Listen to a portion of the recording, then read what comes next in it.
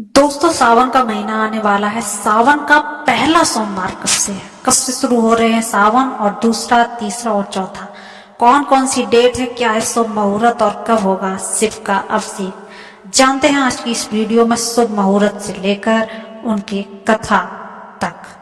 तो आज हम आपको सावन सोमवार व्रत की कथा भी बताएंगे और उसका महत्व भी बताएंगे। तो चलिए दोस्तों वीडियो को करते हैं शुभ।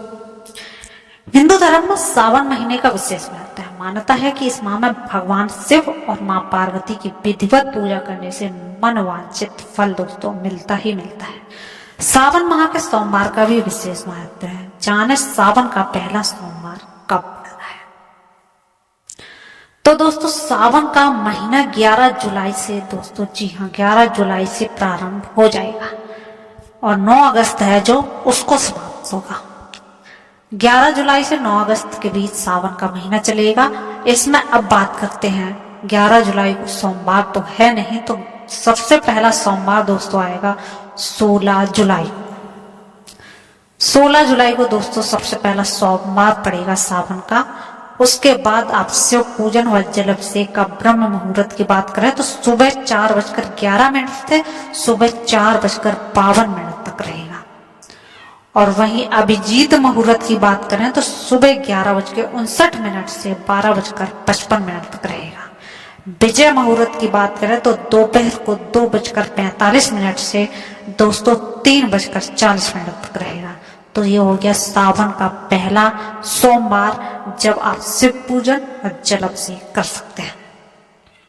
अब बात करते हैं सावन में कितने सोमवार इस बार पड़ेंगे। कभी कभी दोस्तों 4 सोमवार पड़ते हैं तो कभी कभी 5 भी पड़ते हैं। तो इस साल जो है सावन माह में कुल 4 सोमवार ही पड़ने वाले हैं। सावन का पहला सोमवार 16 जुलाई, दूसरा सोमवार 21 जुलाई और तीसरा सोमवार दोस्तों 28 जुलाई को पड़ेगा। और अब एक लास्ट सोमवार जो पड़ेगा हमारा अगस्त के महीने में 4 तारीख को, चौथा सोमवार। तो दोस्तों ये तो हो गए हमारे 4 सोमवार की कब कब पड़ेंगे। अब बात करते हैं सावन माह में शिव पूजा का महत्व क्या है। भगवान शिव को प्रसन्न करने के लिए सावन का महीना अति उत्तम माना गया है। मान्यता है कि इस माह में शिव पूजा करने और सोमवार व्रत करने और शिवलिंग का जल अभिषेक करने से जीवन में सुख और समृद्धि दोनों ही आते हैं दोस्तों।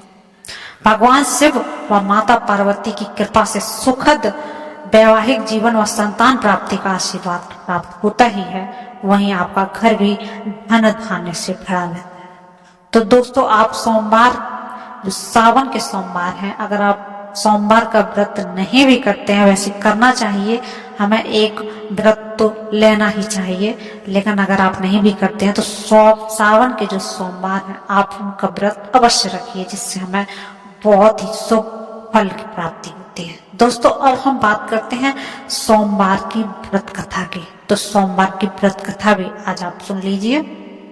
तो दोस्तों अगर आपकी भी कोई मन्नत है जो कि पूरी नहीं हो रही है, या फिर तमाम प्रयासों के बावजूद भी आपको कैरियर में सफलता नहीं मिल रही है, तो व्यक्तिगत जीवन में परेशानी चल रही है, तो मसलन कोई भी दिक्कत हो, तो परेशान होने की बजाय अब की सावन सोमवार का व्रत करके यहाँ बताई गई जो भी कथा है उसका पाठ करिए। और मान्यता है कि सावन सोमवार के दिन अगर व्रत रखकर इस कथा को सुना जाए या पढ़ा जाए, पाठ किया जाए, आप कथा की किताब भी ले सकते हैं, वहां से भी पढ़ सकते हैं, तो जातकों की मनचाही मुराद पूरी होती ही होती है। तो दोस्तों चलिए सावन सोमवार व्रत की पावन कथा शुरू करते हैं। तो दोस्तों एक साहूकार था जो भगवान शिव का अनन्य भक्त था। उसके पास धन धान्य की किसी भी प्रकार की कोई कमी नहीं थी, लेकिन कमी थी तो बस वही कि उसकी एक संतान नहीं थी। इसी कामना को लेकर रोज शिव जी के मंदिर जाकर दीपक जलाता था। इससे वह भक्ति भाव को देखकर एक दिन माता पार्वती जी बोली, शिव जी सी के प्रभु यह साहूकार आपका तो अनन्य भक्त है और इसकी किसी प्रकार का कष्ट है तो आप उसे अवश्य दूर करना चाहिए। शिव जी बोले, हे पार्वती इस साहूकार के पास पुत्र नहीं है, यह इसी से दुखी रहता है। माता पार्वती कहती हैं कि हे ईश्वर कृपा करके इसे पुत्र का वरदान तो दीजिए। जब भोलेनाथ ने कहा कि हे पार्वती, साहूकार के भाग्य में पुत्र का योग है ही नहीं, ऐसे में अगर इसे पुत्र प्राप्ति का वरदान मिल भी गया तो वह केवल 12 वर्ष तक ही जीवित रहेगा। यह सुनने के बाद माता पार्वती ने कहा कि हे प्रभु, आपको इस साहूकार को पुत्र का वर देना ही होगा, अन्यथा भक्त क्यों आपकी पूजा और सेवा करेंगे। माता के बार बार कहने से भोलेनाथ ने साहूकार को पुत्र का वरदान दे दिया, लेकिन वह यह भी कहा कि वह केवल 12 वर्ष तक ही जीवित रहेगा। साहूकार यह सारी बातें सुन रहा था, इसलिए उसे न तो खुशी हुई और न ही उसे हुआ दुख। वह पहले की तरह भोलेनाथ की पूजा अर्चना करता रहा। उधर सेठानी जी गर्भवती हुई और 9वें महीने में सुंदर सा बालक प्राप्त हुआ। परिवार में खूब हर्ष उल्लास मनाया गया, लेकिन साहूकार तो पहले की तरह ही था, क्योंकि उसे पता था कि बालक की उम्र 12 वर्ष की है।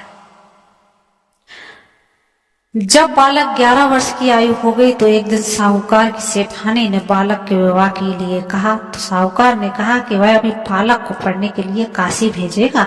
इसके बाद उसने बालक के मामा जी को बुलाया और कहा कि इसे काशी पढ़ने ले जाओ और रास्ते में जो भी मिले उसे रुकना, वहां यज्ञ करना और ब्राह्मणों को भोजन कराना और तब आगे बढ़ना। उन्होंने भी इसी तरह करते हुए जा रहे थे। रास्ते में एक राजकुमारी का विवाह हो रहा था, वहां रुक गए वो। पर जिसका उससे विवाह हो रहा था वह एक आंख से काना था।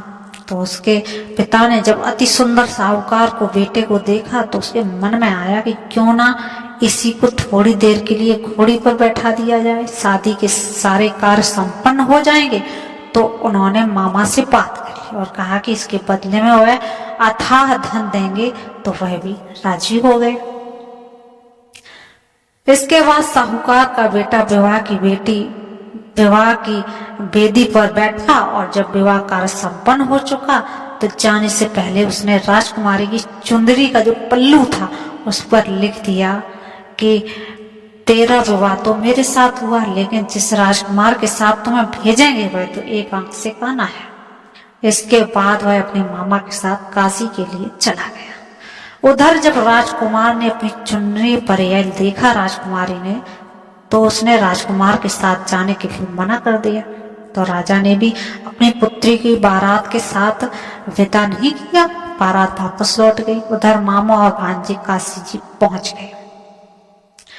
एक दिन जब मामा ने यज्ञ रचा रखा था और भांजा बहुत देर तक बाहर ही नहीं आया, तो मामा ने अंदर जाकर देखा तो देखा कि अब भांजे के प्राण निकले चुके हैं। यह बहुत परेशान हुए, लेकिन सोचा कि अभी रोना पीटना मचाएंगे तो ब्राह्मण भी चले जाएंगे और यज्ञ का कार्य भी अधूरा रह जाएगा। जब यज्ञ संपन्न होगा तो मामा ने रोना पीटना शुरू किया। उसी समय शिव पार्वती उधर से जा रहे थे। माता पार्वती ने शिव जी से पूछा, हे प्रभु, ये कौन रो रहा है? तभी उन्हें पता चला कि यह तो भोलेनाथ के आशीर्वाद से जन्मा हुआ साहूकार का पुत्र है। तब माता पार्वती कहती हैं कि हे स्वामी, इसे जीवित कर दो, अन्यथा रोते रोते इसके माता पिता तो प्राण ही त्याग देंगे। तब भोलेनाथ ने कहा कि हे पार्वती, इसकी आयु तो इतनी ही थी, सुबह भोग चुका है। लेकिन माँ के बार बार आग्रह कहने पर भोलेनाथ ने उसे जीवित कर दिया। लड़का ओम नमः शिवाय करते हुए जी और फिर मामा भांजे दोनों ने ईश्वर को धन्यवाद दिया और अपनी नगरी को लौट पड़े। रास्ते में वही नगर पड़ा और राजकुमारी ने उन्हें पहचान लिया। तब राजा ने राजकुमारी को साहूकार के बेटे के साथ बहुत सारे धन धान्य के साथ उसकी विदाई कर दी। उधर साहूकार उसकी पत्नी छत पर बैठे थे। उन्होंने यह प्रण रखा था कि यदि उनका पुत्र सकुशल नहीं लौटा तो वह छत से कूदकर अपने प्राण त्याग देंगे। तभी लड़के के मामा ने आकर साहूकार को बेटे और बहू के आने का समाचार सुनाया, लेकिन वे नहीं माने। तो मामा ने शपथ पूर्वक कहा। तब तो दोनों को विश्वास हो गया और उन्होंने अपने बेटे और बहू का स्वागत किया। उसी रात साहूकार को स्वप्न ने शिव जी ने दर्शन दिए और कहा कि तुम्हारे पूजन से मैं प्रसन्न हूँ। इसी प्रकार तो जो भी व्यक्ति इस कथा को पढ़ेगा सुनेगा उसके समस्त दुख दूर होंगे और मनोवांछित सभी कामनाओं की पूर्ति होगी। तो दोस्तों, ये शंकर भगवान की कथा ऐसी कृपा सबको दें। मिलते हैं फिर अगली वीडियो में, तब तक के लिए चैनल पर नए हो तो चैनल को कर लीजिए सब्सक्राइब ऐसे ही फेस्टिवल अपडेट के लिए।